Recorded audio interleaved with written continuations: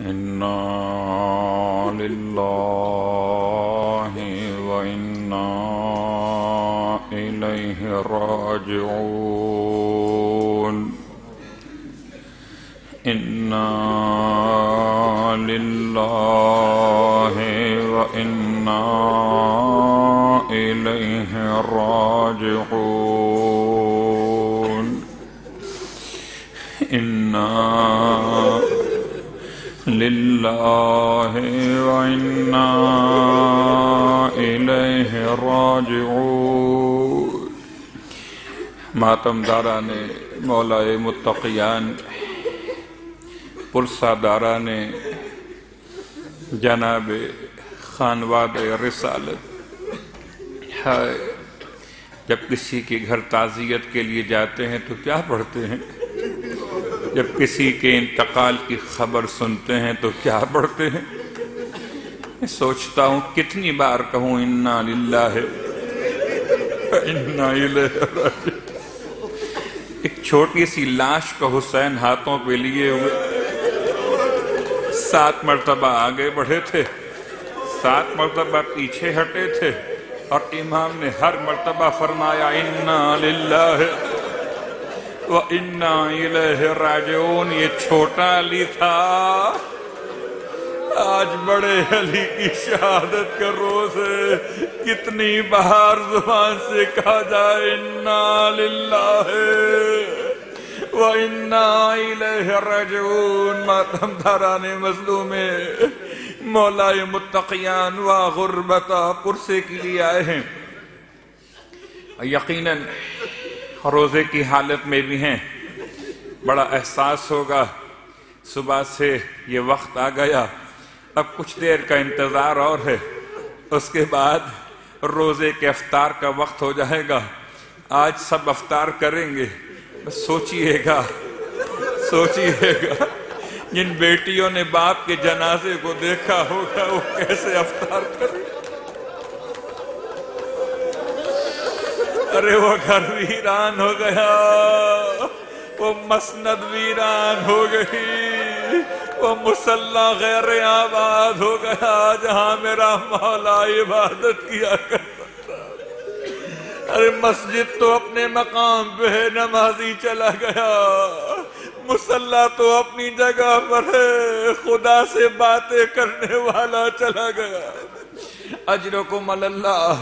رونے والوں یہ انداز ہے قرآن مجید کی آیات کا۔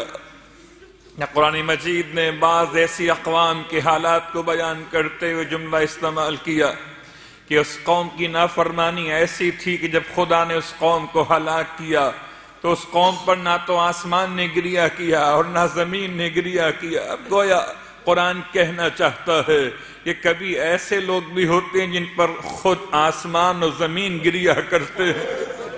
جب کسی مومن کا دنیا سے انتقال ہو جائے تو کہتے ہیں جس مقام پر مومن دعا مانگتا تھا، نمازیں پڑھتا تھا، وہ مقام بھی گریہ کرتا ہے، اور جہاں سے اس مومن کی دعائیں اور عبادات بلند ہوتے تھے آسمان کا وہ مقام بھی گریہ کرتا ہے۔ واہ محمدہ، آج کون کون سے مقام گریہ کر رہے ہوں گے۔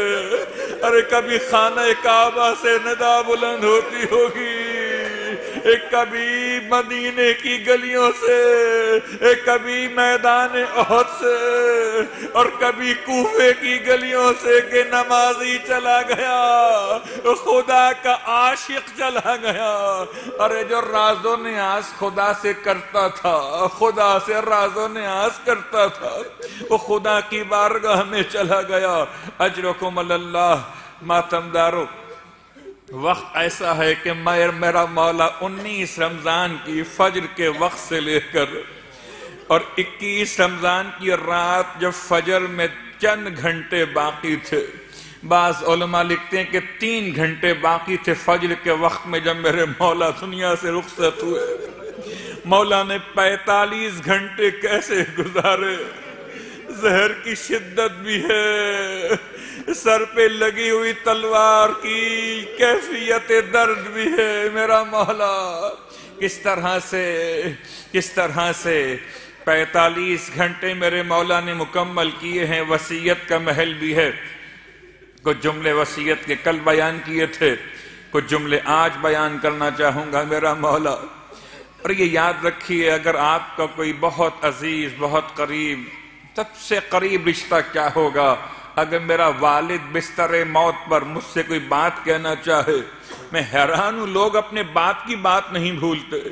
حد تو یہ ہے کہ جب باپ کی وصیت ہو کہ ایسے غسل و کفن کرنا، اس طرح سے مجھے دفن کرنا، اس طرح سویم و چہلم منانا، تو اولاد اپنے باپ کی بات کو نہیں بھولتی، مگر وہ اولاد جو باپ سے محبت کرتی ہو وہ اپنے باپ کی بات کو نہیں بھولتی، اس لیے کہ بستر موت پر کوئی کچھ کہے تو اسے بھلانا تو اچھی بات نہیں ہے۔ اب سوچو میرا مولا بستر شہادت پر وصیت کر رہا ہے کوئی علی کی آواز سننے والا؟ ارے میرا مولا بڑا مظلوم ہے، اتنا مظلوم ہے، اتنا مظلوم ہے، جملہ برداشت کر سکیں گے، اتنا مظلوم ہے کہ جب کبھی اپنے ساتھیوں سے، مجاہدین سے فرماتے تھے کہ چلو، تو کہتے تھے مولا گرمی کا زمانہ ہے، گرمی کم ہو جائے تو آپ کے ساتھ چلیں گے۔ جب کبھی فرماتے تھے اب چلو، کہ سردی بہت ہے، سردی کم ہو جائے تو چلیں گے، تو میرا مولا اس طرح سے اپنے غم کو بیان کرتا تھا۔ تم اس طرح میری بات کو نہیں مان رہے کہ لگتا ہے کہ تم میرے آقا بنے ہوئے ہو۔ میرے مولا نے کتنے مصائب برداشت کیے ہیں، واہ غربتا واہ محمدہ، ارے آنکھیں خون کے آنسو روئیں وہ کم ہے جو میرا مولا ان افراد کی حالت کو دیکھ کے روتا تھا۔ ہاں عزیزان گرامی قدر، مولا کی وصیت اور خاص طور سے وصیت میں آپ نے مخاطب تو کیا ہے اپنے دونوں شہزادوں کو۔ بڑے شہزادے امام مجتبیٰ ہیں، چھوٹے شہزادے شہید کربلا ہیں، اور ان دونوں شہزادوں کے منظر کو بھی مولا یاد کر کے روتے تھے، وصیت بھی کرتے جاتے تھے۔ گھر کے سارے افراد کو حوالے کیا امام مجتبیٰ کے، اور وصیت میں پھر ارشاد فرمایا اوصیکما، میں تم دونوں کو وصیت کرتا ہوں اور اپنے تمام اولادوں کو وصیت کرتا ہوں اپنے گھر میں، اور جہاں تک میرا پیغام پہنچے وصیت کرتا ہوں بتقوی اللہ۔ پہلی وصیت یہ ہے کہ دیکھو خدا کے بارگاہ میں تقوی اختیار کرنا۔ رونے والوں، مولا کو اس حالت میں بھی میرا خیال اور آپ کا خیال ہے جبکہ شدید تکلیف ہے، ضربت کے بعد میرے مولا کی حالت عجیب ہے، اس وقت میں بھی وصیت کر رہے ہیں میں تم کو وصیت کرتا ہوں کہ اپنے بارگاہ پروردگار میں، اپنے رب کی بارگاہ میں تقوی اختیار کرتے رہنا۔ امام اپنی وصیت میں ارشاد فرماتے ہیں دیکھو خدا کے گھر کا بھی خیال رکھنا، دیکھو ایسا نہ ہو کہ خدا کا گھر کہیں خالی رہ جائے، اور اگر خدا کا گھر خالی رہ گیا تو کہیں دین برباد نہ ہو جائے۔ مولا وصیت کرتے جاتے ہیں، کبھی کعبے کے بارے میں، کبھی قرآن کے بارے میں، کبھی نماز کے بارے میں، کبھی زکوٰۃ کے بارے میں، اور کبھی میرے مولا کی وصیت کے کلمات ان دونوں شہزادوں کے حوالے سے تمام صاحبان ایمان کے لیے ارشاد فرماتے ہیں کہ اے میرے بیٹے حسن و حسین، ہمیشہ حق بات کہنا، قولا للحق، ہمیشہ حق بات کہنا، وعملا للاجر، اور ہمیشہ جب بھی کبھی عمل انجام دینا تو خدا کی بارگاہ سے اجر و ثواب کے ارادے اور نیت کی بنیاد پر انجام دینا۔ اے میرے پیارے بیٹو، اے میرے پیارے بیٹو، اگر دنیا تمہیں اپنی جانب راغب بھی کرے تو تم دنیا کی طرف رغبت مت کرنا۔ اے بیٹا، اگر کوئی شے تمہارے ہاتھوں سے جاتی رہے تو اس کے جانے پر افسوس مت کرنا۔ یعنی مولا تمام آنے والے صاحبان ایمان کو زندگی گزارنے کا سلیقہ بھی بیان کرتے جا رہے ہیں۔ ویسے تو بہت سارے پیغامات ہیں مولا کے کہ انسان وصیت کے باب میں تلاش کرے تو مولائی متقیان علی ابن ابی طالب علیہ السلام نے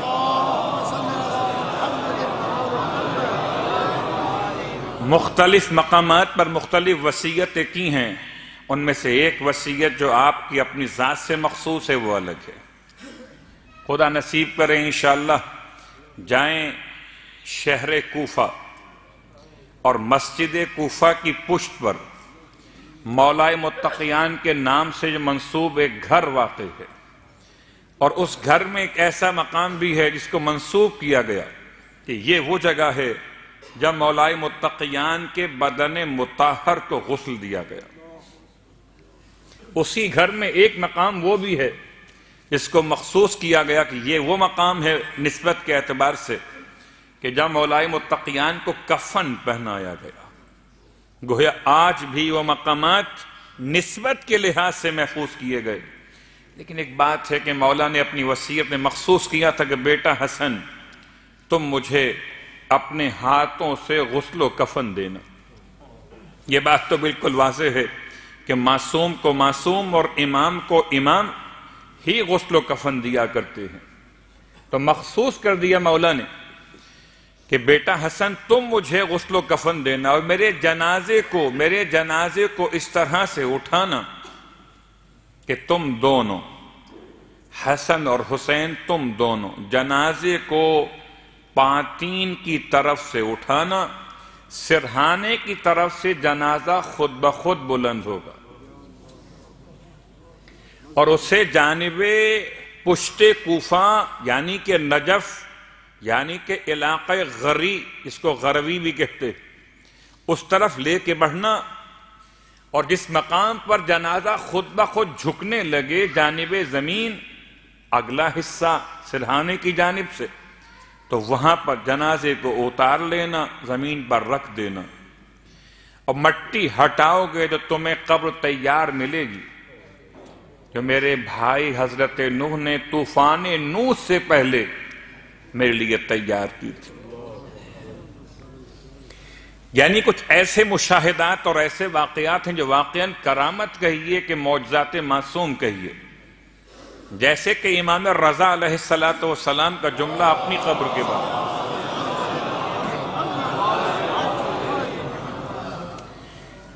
امام نے ابا سلط سے ارشاد فرمایا تھا کہ جب کوشش کی جائے گی کہ قبر کھودی جائے، ہارون کی قبر کے پانتین تو قبر نہ کھد سکے گی، کدال چلے گا ہی نہیں، زمین ٹوٹے گی ہی نہیں، مجبور ہو کر ہارون کے قبر کے سرہانے جب کدال چلائیں گے تو وہاں زمین کا کھودنا ممکن ہوگا، جب قبر تیار کرو گے تو قبر میں پانی بھر جائے گا، اور اس پانی کے اندر خدا کی طرف سے ایک مچھلی نمودار ہوگی، چھوٹی مچھلیاں بھی نمودار ہوں گی۔ امام وہاں بیان کر رہے تھے اپنی قبر کے حالات کو، ایک ایسا پیغام تھا اس وقت کے حکمران کے لیے، اور یہاں تا قیام قیامت تک مولائے متقیان کی یہ خبر ایک ایسی حجت ہے کہ خدا نے اتنا بڑا مقام دیا کہ جس گھر میں پیدا ہوئے اسے بھی انبیاء نے بنایا، اور جو آخری گھر قبر کہا جائے تو اس قبر کو بھی نبی نے بنایا۔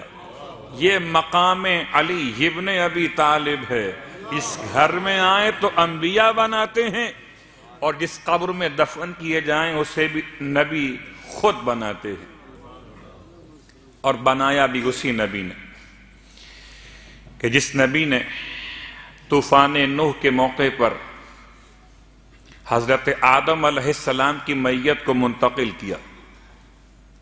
یہ وہی مقام ہے جو مولائے متقیان کی اصل قبر مبارک، اب یہ اپنے مقام پر اختلاف ہے کہ مولا علیہ السلام کی قبر مبارک کے دائیں طرف اور بائیں طرف یہ دو انبیاء دفن ہیں، حضرت آدم اور حضرت نوح۔ آدم اس لیے اصلاً تو جناب آدم علیہ السلام مکے میں دفن تھے، حرم کے صحن میں دفن تھے، اور ابھی بھی وہاں 300 انبیاء دفن ہیں۔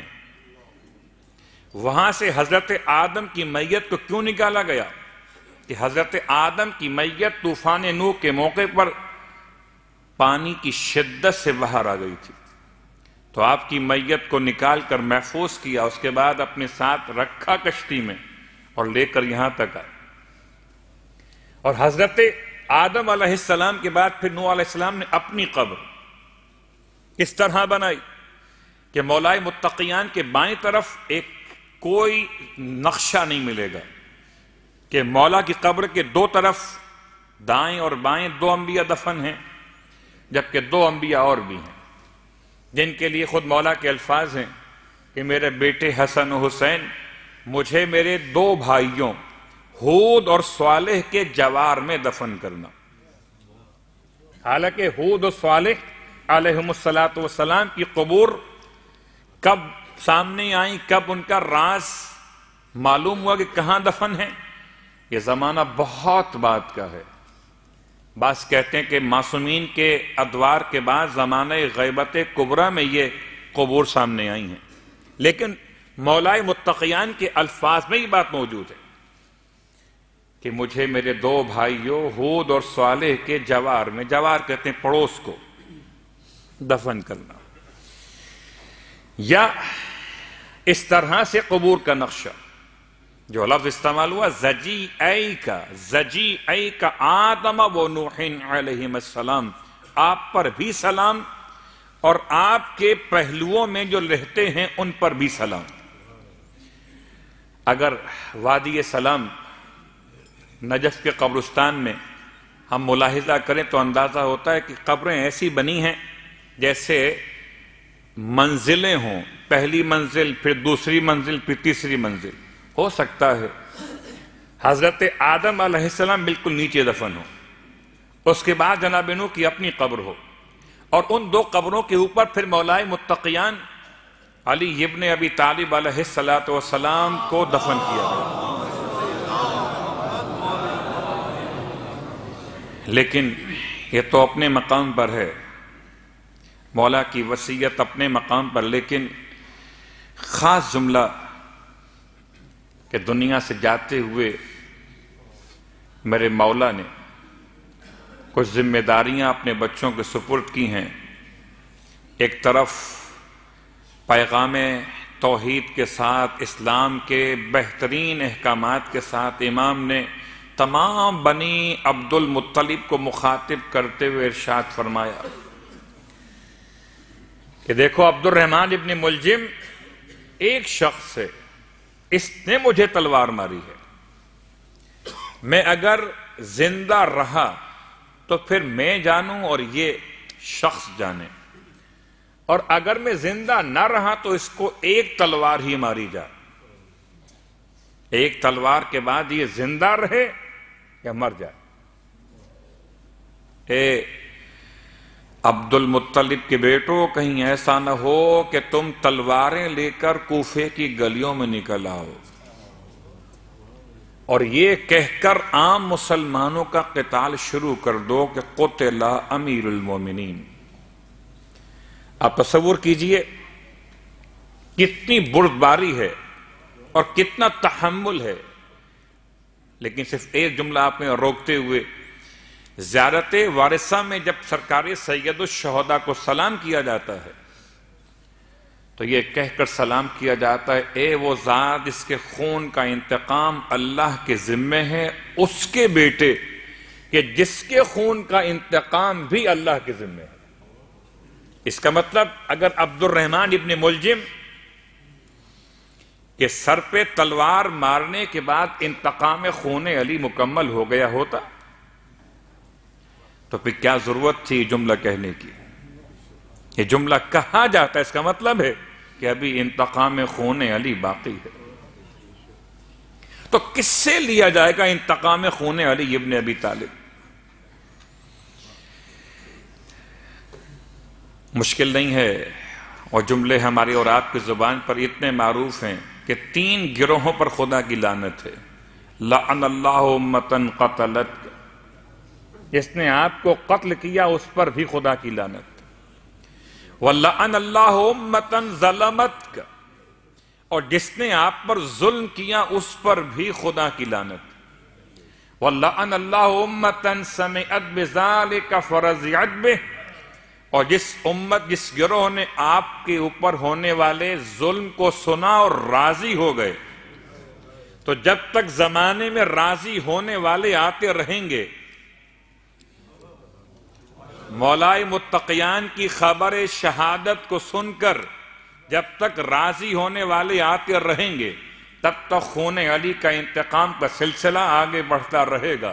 اس لیے کہ اگر کربلا کے واقعے کے بارے میں کہا جائے قتل الحسین فی السقیفہ، حالانکہ عملاً تو آپ دیکھیے امام حسین علیہ السلام کربلا میں ہی شہید کیے گئے.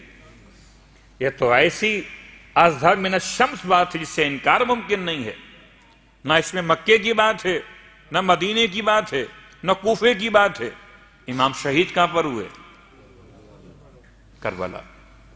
لیکن معصوم کے زبان کے جملے قتل الحسین فی السقیفہ، کہ معصوم کو نہیں معلوم کہ سقیفہ کہاں پر تھا اور کربلا کہاں پر ہے. اور اگر معصوم کے جملے ہیں تو پھر اگر کربلا کے لیے اتنی پلاننگ کی گئی ہے تو مولائے متقیان کی شہادت کی کتنی پلاننگ کی گئی ہے. اور پوری کائنات میں دو ہی افراد کے لیے خاص سخت جملے استعمال ہوئے. ایک وہ شخص جس نے حضرت صالح کے معجزے کے نتیجے میں جو اونٹنی خدا نے عنایت فرمائی تھی اس کے ایک بچے کے ساتھ، جس نے اس کے جسم پہ تلوار چلائی، اس کا نام تقیدار. ایک وہ اشقا الاولین، شقی ترین شخص اولین میں. اور پوری کائنات میں دوسرا نام دیا گیا، وہ اشقا الاخرین کون؟ عبد الرحمن ابن ملجم. پوری کائنات میں دو بدترین افراد ہیں، ایک قیدار، ایک عبد الرحمن ابن ملجم مرادی. لیکن امام کے الفاظ بہت سوچ سمجھ کر، مولا اگر یہ نہ فرماتے اور کوفے کی گلیوں میں نادان مولا کے چاہنے والے اس طرح کا ریئیکشن دکھاتے کہ گلیوں میں خون بہتا، تو حاکم شام جو ویسے ہی بہانے سے مومنین کو شہید کرتا تھا، پورے خانوادے اہل بیت کو ایک ساتھ شہید کر دیا گیا. امام کا ایک ایک جملہ انسانیت کے لیے، صاحبان ایمان کے لیے بقا کی علامت ہے. یہ جملہ میں آسان کر دوں، مولا جہاں کہیں رک جاؤ تو رک جانا ہے، اور جہاں کہیں چل پڑو. بالکل. یہ تو پھر بھی کوفے کا مسئلہ ہے، سمجھ میں نہیں آتا کون ملا ہوا ہے حاکم شام کے ساتھ، کون ہے مولا کے ساتھ، سمجھ میں نہیں آتا. کون دیکھنے میں مولا کے ساتھ بیٹھا ہوا ہے، ملا ہوا وہاں سے ہے. کربلا میں تو بالکل واضح تھا کون کس کے ساتھ ہے. اس کے بعد بھی امام کے چاہنے والوں نے اپنی جانب سے کسی بھی ایک شخص کو ایک تیر بھی نہیں مارا. اتنا واضح دشمن ہے کہ کوئی شک نہیں ہے کہ کس کیمپ میں کون بیٹھا ہوا ہے. اس کے باوجود آتے تھے مولا کے پاس، مولا اجازت دے دیجئے. تو جب تک اجازت نہیں ملی کربلا کے کسی ایک مجاہد نے، امام کے ناصر نے تیر تو کیا پتھر بھی نہیں مارا. ہاں تیر کھا لیے، پتھر کھا لیے، لیکن جوابی کارروائی جب تک نہیں کی جب تک کہ امام نے اجازت نہ دی. جیسے میرا مولا کوفے کے رہنے والوں کے لیے ایسا پیغام دے گیا، قسم بخدا نہ مسجد کوفہ ملتی، نہ کوئی اور مقدس مقام کوفے میں باقی رہتا اگر امام کے فرمان پہ عمل نہ کیا جاتا. اس لیے کہ مولا کی نگاہیں بہت دور دیکھ رہی تھیں. کیا بہانہ ممکن تھا؟ ارے وہ مولا جو سیدہ کے جنازے کو رات میں دفن کر دے اور تلوار نہ اٹھائے. ہاں امام نے تلوار نہیں اٹھائی، اور اٹھائی تو کب اٹھائی؟ جبکہ قبر سیدہ کے کھودنے کا ارادہ کیا گیا. اور یہ بھی امام کا ایک ایسا عمل جس کی بنیاد پر شرعاً امام پر لازم کہ نبش قبر حرام ہے، قبر کا کھودنا کسی مسلمان کی ہو کہ مومن کی حرام ہے۔ اور یہ حکومت کہ جو حکومت ظلم و جور سیدہ کی قبر کو کھود کر جنازے کی نماز پڑھنے کی خواہش مند ہے۔ صرف ایک مرحلہ ہے مولا کی زندگی میں رسول خدا کی وفات کے بعد کہ آپ کی آنکھوں میں سرخی ہے، آپ کے دہنے مبارک پر کف محسوس ہوتے ہیں، آستین کو پلٹا ہوا ہے، ہاتھ میں تلوار ہے کوئی جو آگے بڑھ کر دکھائے؟ کربلا کا عباس یاد آ گیا، ہے کوئی جو اس خط سے آگے بڑھ کر دکھائے؟ لیکن اس کے سوا آپ دیکھ چلیے پورا امام کا زمانہ 25 سال کا ہو کہ باقی آپ کا اپنا زمانہ حکومت ہو۔ تو آپ کی وصیت میں وہ خاص جملہ تھا جو کوفے کے امن کی علامت بنا، اور آج بھی کوفے میں امام کا ایسا ماتم برپا ہے کہ اگر خدا مجھے اور آپ کو نصیب کرے مسجد کوفہ میں 19 ماہ رمضان کی رات گزار کر وہ فجر کی اذان کی سماعت، شب 19 گزار کر 19ویں فجر کی اذان، تو قیامت کا منظر ہے آج۔ یہ سب نہ ہوتا اگر امام نے اس وقت روکا نہ ہوتا۔ اب آئیے بات کو مکمل کرتے ہوئے ایک خاص واقعہ پیش آیا، کیونکہ ربط مصائب میں وہ بات میں بیان نہیں ہو سکے گا۔ خدا تمام مقدس مقامات کو محفوظ رکھے اہل باطل کے دست شر سے۔ یہ ایک مسجد حنانہ ہے، یہ مسجد حنانہ روئے زمین پر 2 ہی مقامات حنانہ کے نام سے ہیں۔ ایک حنانہ ستون حنانہ ہے، استوانہ حنانہ، یہ رسول کی مسجد میں ہے مدینہ منورہ، یہ جہاں سے اونٹنی کے بچے کے رونے کی آواز سنی گئی۔ یہ وہ اصلاً کھجور کا سوکھا درخت جس کے تنے سے اپنی پشت مبارک کو لگائے اللہ کے رسول خطبہ دیا کرتے تھے، اور جب منبر آپ کے لیے تیار کیا گیا اور آپ نے اس مقام سے اپنے آپ کو منبر پر منتقل کیا تو وہاں سے رونے کی آواز پیدا ہوئی۔ رسول کی محبت میں وہ کھجور کے درخت کا سوکھا ہوا تنا روتا تھا، اور ایسے روتا تھا جیسے کوئی اونٹنی کا بچہ اپنی ماں سے بچھڑ جانے پر روتا ہے۔ اس لیے اس کو حنین کہا گیا، اور حنین سے حنانہ ایک اور حنانہ ہے۔ وہ کیا ہے؟ وہ ہے کسی دیوار کا، کسی درخت کا، کسی مسجد کے مینار کا خم ہو جانا، ٹیڑھا ہو جانا۔ یہ کون سا مقام ہے؟ یہ نجف اور کوفے کے درمیان کے ایک مقام ہے، مقام سوی، اور وہاں پر یہ مسجد واقع مسجد حنانہ کے نام سے۔ جب مولائے متقیان کی جنازے کو وہاں سے گزارا گیا تو کہتے ہیں وہاں مسجد یا عبادت گاہ موجود تھی، اس کی دیوار، یا کوئی گھر عمارت تھی اس کی دیوار۔ امام کے جنازے کو دیکھ کر وہ دیوار جھک گئی، ٹیڑھی ہو گئی۔ اس کے ٹیڑھے ہونے کی بنیاد پر اسے حنانہ کے نام سے یاد کیا گیا۔ بعد میں پھر وہ جب اسیروں کا قافلہ کربلا سے کوفے لایا گیا تو اس مقام پر امام کے کٹے ہوئے سر کو رکھا گیا تھا۔ وہ بعد کے واقعات میں، پہلے حنانہ مولائے متقیان کے دور میں۔ بس عزیزو، میرے مولا نے کل مدت حیات ظاہر ایسے گزاری ہے، اتنی شدید عدالت، فرماتے ہیں اگو کہ مجھے 7 اقلیم کے برابر بھی عوض اور انعام دے کہ میں چونٹی کے منہ سے وہ گندم کا چھلکا چھین لوں، تو تب بھی علی کے لیے ممکن نہیں ہوگا۔ میرا مولا، کبھی اگر صبح اور شام کی دعائیں آپ تلاوت کیجئے مفاتیح الجنان سے، ان میں خاص دعا پڑھی جاتی ہے اللہم احینی علی ما احییت علیہ علی ابن ابی طالب، پروردگار مجھے ویسی زندگی عطا فرما کہ جیسے تو نے علی ابن ابی طالب کو زندگی عطا فرمائی تھی۔ وَأَمِتْنِي عَلَى مَا مَاتَ عَلَيْهِ عَلِيُّ ابْنُ أَبِي طالب، اور مجھے اسی راستے پر موت دینا جس راستے پر تو نے علی ابن ابی طالب کو موت عطا فرمائی تھی۔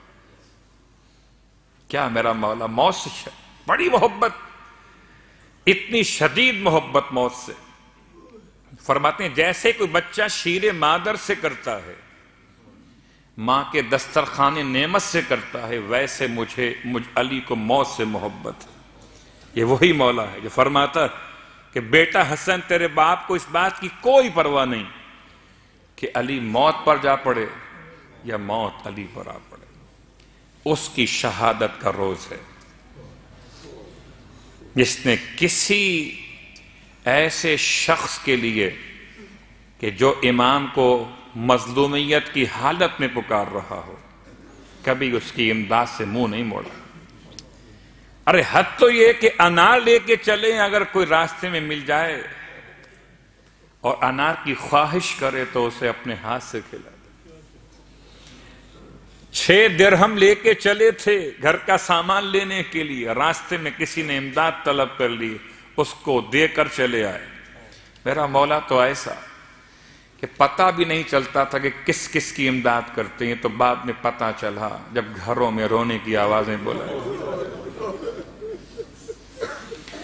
رونے والوں، وصیت کا محل بھی تمام ہوا اور مولا کی شہادت کا وقت بھی آ پہنچا۔ پرسے کے لیے آ کر بیٹھے ہو، کہتے ہیں جب میرے مولا کی آنکھیں بند ہو رہی ہیں تو آنکھیں بند ہوتے ہوتے آپ نے تمام بچوں کو جمع کیا ہوا ہے، تمام گھر والے، اور جمع کیسے کیا ہے؟ مولا کون سا ایسا بیٹا یا بیٹی ہے مولا کی کہ جو اس وقت میں مولا کے پاس نہ ہو؟ سب زار و قطار روتے ہیں، اس طرح سے روتے ہیں۔ میں کہوں گا شہزادیوں، باپ کو رونا واقعاً ایک خوش نصیبی ہے۔ کسی انسان کے لیے بیٹی ہونا خوش نصیبی ہے، اور بیٹی کا اپنے باپ پر رو لینا آسانی کے ساتھ خوش نصیبی۔ کربلا کے میدان میں سکینہ کو رونے نہیں دیا گیا۔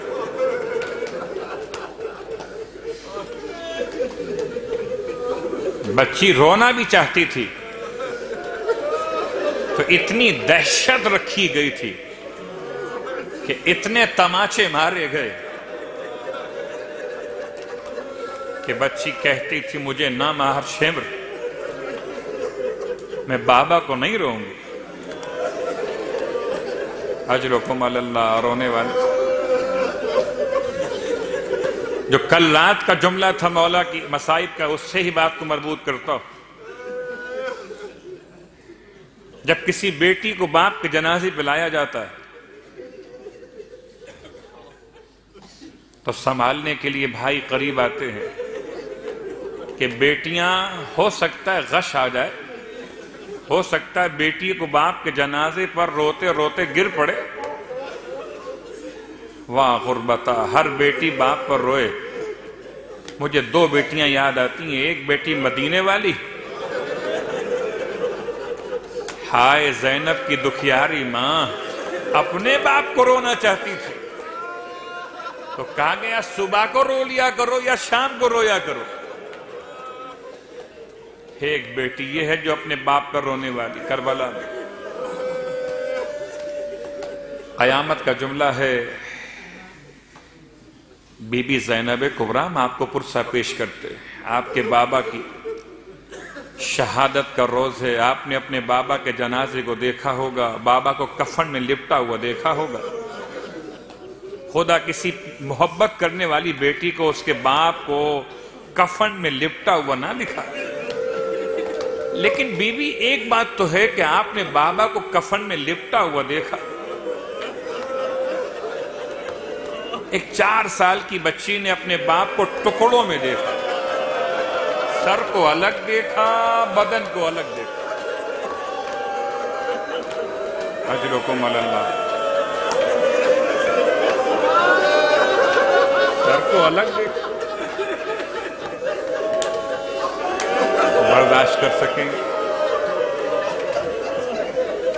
क्या साहिब करामत, क्या मेरे मौला का ये एजाज। वाह गुर्बता, जब लाश को देखा तो पामाल देखा। मैं समझ सकता हूं कि शायद बीबियों ने अपने सर मुबारक को अपने बाबा के जनाजे के ताबूत से मस किया होगा, जैसे बेटियां बाप के जनाजे पर सर पटक के रोती हैं। मैं कहूंगा बीबी आपने अपने बाबा के जनाजे पर ऐसे गिरिया कर लिया, हाय सकीना को तो जगह नहीं मिल सकी, सर कहां रखे।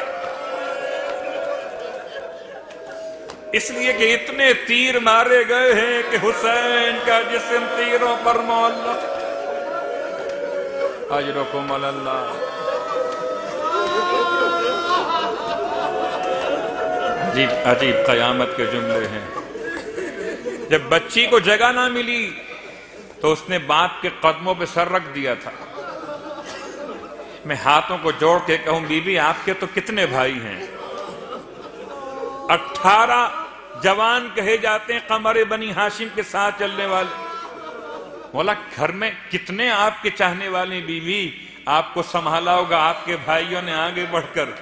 खुदा सलामत रखे भाइयों का साया, बहन बरवा गुर्बता। लेकिन हाय सकीना, एक भाई है जिसे हथकड़ियां पहना दी गई हैं और एक भाई इसके गले पे तीर मार दिया गया। अरे एक भाई के सीने पर बर्छी का फल है, कौन आके सकीना को उठाएगा? अरे कौन यतीमा को बाप के लाशे पर सीने से लगाएगा? अजरकुम अल्लाह, रोने अजरकुम अल्लाह। गुस्लो कफन हुआ, जनाजा तैयार हो गया, जनाजा तैयार हो गया। आपने सुन लिया, मैंने पढ़ दिया कि जब मेरे मौला के बदन से लिबास हटाया गया था, जब मेरे मौला के बदन से लिबास हटाया गया था, आप समझ सकते हैं मौला के बदन पे कितने जख्म थे। क्या मतलब? ये जो इस्लाम की जंगों में जो मौला हमेशा आगे आगे रह के तलवार से मार के आते थे, क्या इमाम पे जख्म नहीं लगते थे? क्या रातों को जो इमदाद किया करते थे, मेरे मौला के बदन पे पूरे निशान ही निशान थे। जब मेरे मौला के बदन से लिबास को जुदा किया गया, अरे पूरे मसाइब की दास्तान थी।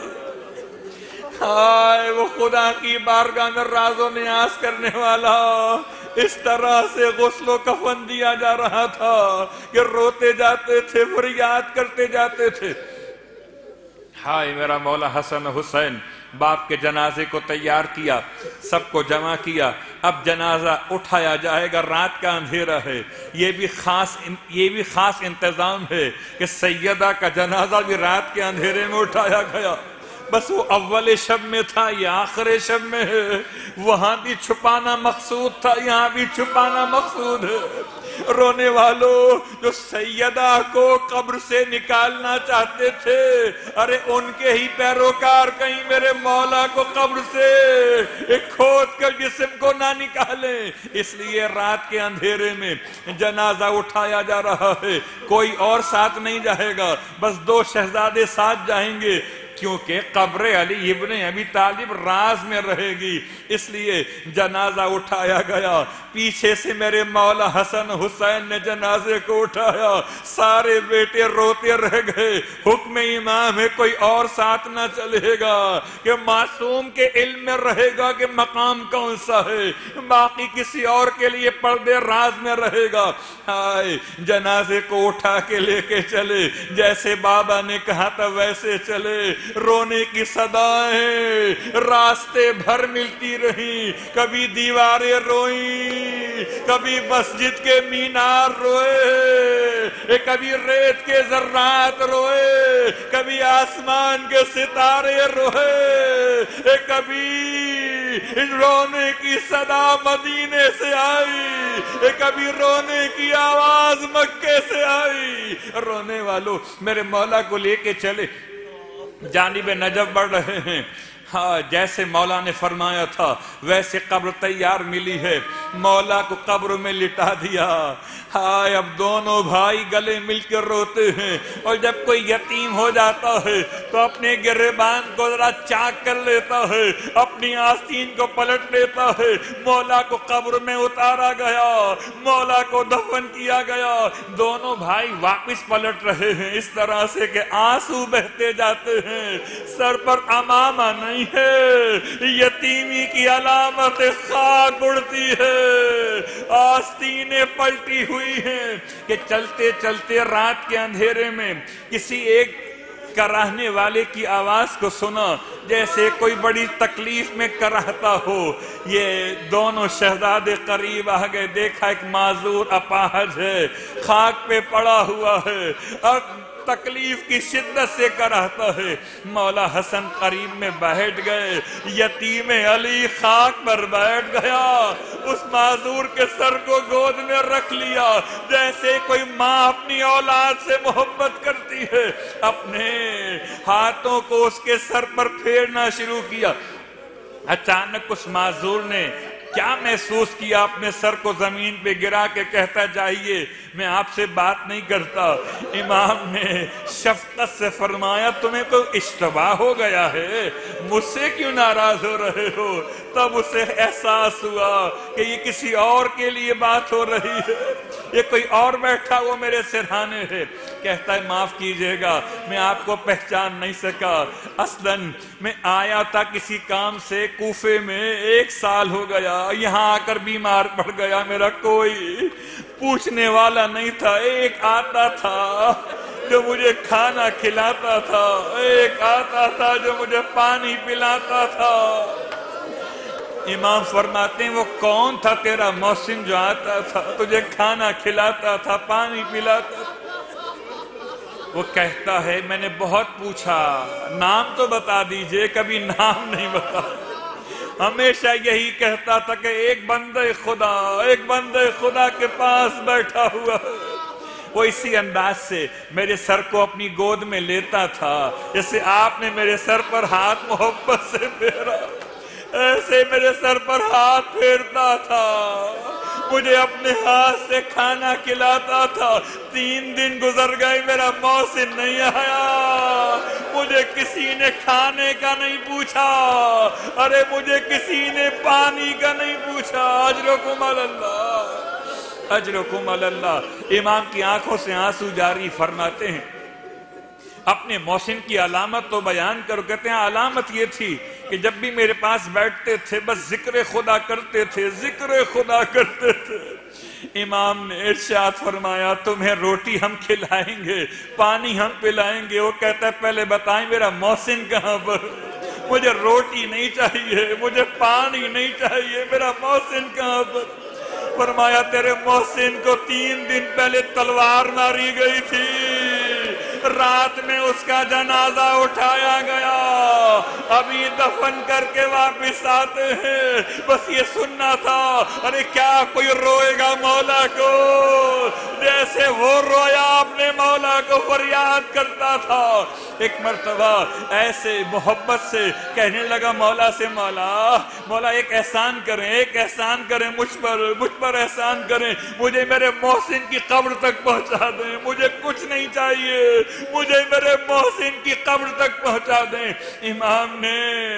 امام نے سہارا دیا، ایک طرف بازو کو مولا حسن نے تھاما، ایک طرف بازو کو مولا حسین نے تھاما، اس اپاہج کو لے کے چلے۔ یہ پہلا زائر قبر علی ابن ابی طالب ہے جسے لے کر پہنچے، اور جیسے ہی قبر کی تعویذ کو اس نے ہاتھوں میں لیا، سینے سے لگایا، گر پڑا قبر علی پر، اور ایک مرتبہ خدا سے مخاطب ہوا، خدا جب تو نے میرے محسن کو اٹھا لیا تو مجھے زندہ کیوں رکھا؟ اے اسی وقت روح پرواز کر گئی، ارے روتے ہوئے یتیموں نے اس کے جنازے کو بھی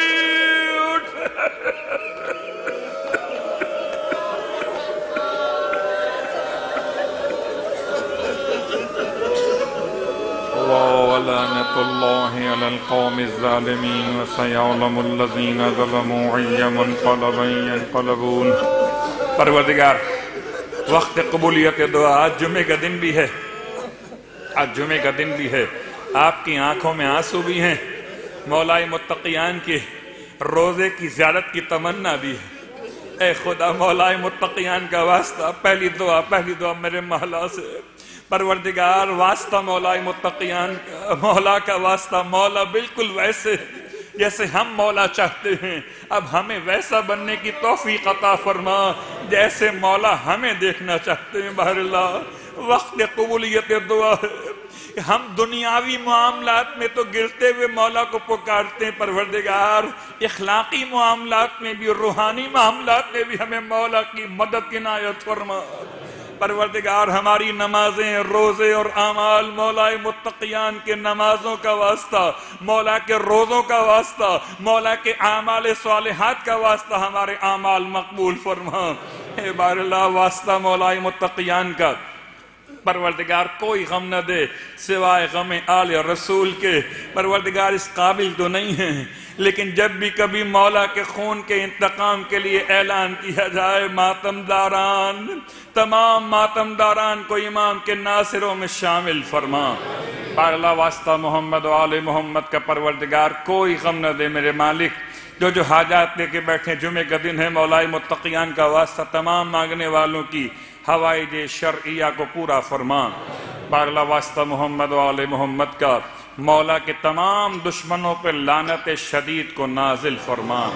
پروردگار جو کل دشمن تھے ان پر بھی، جو آج ہیں ان پر بھی، جو کبھی مولا کے دشمن رہے تھے ان پر بھی، جب تک وہ دشمن رہے، پروردگار تمام دشمنان آل محمد پر اپنی لعنت کو نازل فرما۔ امام زمانہ علیہ السلام کے ظہور میں تعجیل فرما، اور ہم سب کو امام علیہ السلام کے ادنا ترین خدمت گزاروں میں شامل فرما۔ ربنا تقبل منا انک انت السمیع العلیم بجاہ محمد وآلہ المعصومین برحمتک یا ارحم الراحمین۔ ماتم حسین۔